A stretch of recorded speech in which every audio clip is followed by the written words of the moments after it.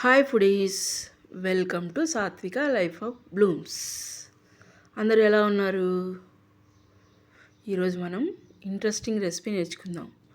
అదేంటంటే రూమ్లో ఉండేవాళ్ళు కానీ, బ్యాచిలర్స్ కానీ, సింగిల్గా కొత్తగా వంట రాని వాళ్ళు కూడా ఈజీగా చేసుకోవచ్చు అనమాట. అంత ఈజీగా చూపిస్తున్నారు చికెన్ కర్రీ.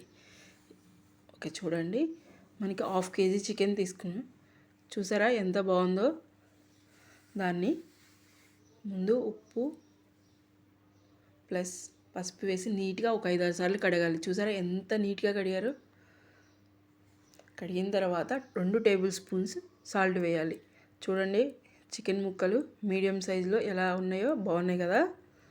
దీనికి కొంచెం పసుపు యాడ్ చేసుకోవాలి. తర్వాత గుంటూరు కారం ఒక 2 టేబుల్ స్పూన్స్ యాడ్ చేశారు. చూడండి, అది గొడ్డు కారం, అంటే కొన్ని ఏరియాలో పచ్చి కారం అంటారు. దాని తర్వాత 2-3 టేబుల్ స్పూన్స్ అల్లం వెల్లుల్లి పేస్ట్ యాడ్ చేయాలి.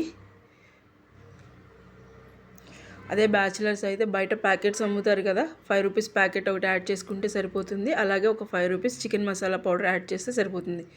అదే ఇంట్లో అయితే 2 table spoons chicken masala powder add చేస్తే సరిపోతుంది. తర్వాత ఒక 4-5 టేబుల్ స్పూన్స్ పెరుగు, అంటే ప్యాకెట్స్ వైజ్గా అయితే 10 రూపీస్ ప్యాకెట్ పెరుగు దొరుకుతుంది కదా, అది ఒక ప్యాకెట్ యాడ్ చేస్తే సరిపోతుంది. అలా అన్నీ కలిపేసి ఒక 1/2 అవర్ పక్కన పెట్టాలి. ఈలోపు మనము అది మొత్తం మిక్స్ చేసి మ్యాగ్నేట్ చేసాం కదా, అది పక్కన ఉంటుంది అనమాట. ఈలోపు మనకు కావాల్సిన ఆనియన్స్, టమాటో ఒకటే ఒక టమాటో, 2 ఆనియన్స్, 2 పచ్చిమిర్చి. ఎందుకంటే దీనికి టమాటోస్ ఎక్కువ పట్టవు, ఓన్లీ టమాటో లేకపోయినా కూడా చేసుకోవచ్చు ఈ చికెన్ కర్రీ.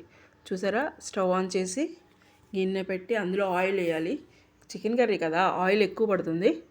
వేసిన తర్వాత ఆనియన్స్ వేయాలి ఫస్ట్. చూడండి, ఆనియన్స్ అన్నీ కొంచెం గోల్డెన్ కలర్ వచ్చే వరకు ఫ్రై అవ్వాలి. ఆ తర్వాత మనం ముందుగా ఒక టమాటో కట్ చేసుకున్నాం కదా, అది 2 పచ్చిమిర్చి, అవి కూడా వేసి ఫ్రై చేయాలి. చూడండి ఎంత నీట్గా ఫ్రై అవుతుందో కదా. ఈ కర్రీని మా హస్బెండ్ చేశారు, నేను కాదు. అందుకే చెప్తున్నాను, బ్యాచిలర్స్ కూడా ఈజీగా చేసుకోవచ్చు అని. చూసారా, ముందు మ్యాగ్నేట్ చేసుకున్న ఈ కర్రీని, చికెన్ మొత్తం మిశ్రమాన్ని ఇందులో యాడ్ చేసుకోవాలి. చూడండి, ఒక మొత్తం కలిపి ఒక 5 నిమిషాలు ఉంచిన తర్వాత చూడండి, అందులో వాటర్ రిలీజ్ అయింది. చూసారా, మొత్తం ఆ నూనె ఎక్కువ వేయడం, మొత్తం అంతా నూనె కూడా పైకి తేలింది. చూసారా, ఇప్పుడు కొత్తిమీరతో గార్నిషింగ్ చేసుకుంటే సింపుల్గా 5-10 నిమిషాల్లో కర్రీ ఈజీగా అయిపోతుంది. చూసారా, ఇప్పుడు మనం డిష్ అవుట్ చేసుకుందాం. చూడండి ముక్కలు ఎంత బాగా ఉడికాయో, చూడటానికి కలర్ఫుల్గా ఉంది కదా. ఇదే చికెన్ కర్రీ ప్రాసెస్. మీరు కూడా ఈజీగా, వంట రాని వాళ్ళు కూడా ఈజీగా చేసుకోవచ్చు అనమాట. మీకు ఈ వీడియో నచ్చితే subscribe to my channel, like and share చేయండి.